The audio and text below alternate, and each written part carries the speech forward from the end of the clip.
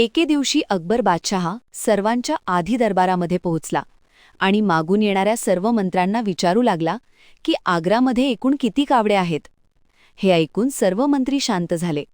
कोणालाही याचे उत्तर देता येईना. चुकीचे किंवा बरोबर कोणीही उत्तर देत नव्हते.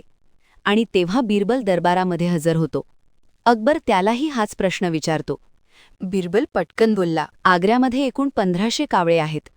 अकबर बादशहा कावळ्यांची स्पष्ट संख्या ऐकून चकित झाला आणि म्हणाला, तू कावळ्यांची संख्या केव्हा मोजली? मला त्याचा संदर्भ दे. तुझ्यापाशी 2 दिवसाचा वेळ आहे. या 2 दिवसांमध्ये तू पूर्ण विचार करून मला त्यांची संख्या सांग. नाहीतर तुला 10,000 सुवर्णमुद्रांचा दंड भरावा लागेल. हे ऐकून बिरबल म्हणाला, मी सांगितलेली संख्या बरोबरच आहे. आणि कावळे जर 1500पेक्षा जास्त असतील तर समजून घ्या की बाहेरचे काही कावळे पाहुणे म्हणून आग्र्यात आले आहेत. आणि जर 1500पेक्षा कमी असतील तर समजून जा की आग्र्यातील काही कावळे पाहुणे म्हणून दुसरीकडे गेले आहेत. बिरबलाचे हे बोलणे ऐकून राजा खुश झाला आणि त्याला 10,000 रुपये सुवर्णमुद्रा बक्षीस म्हणून दिल्या.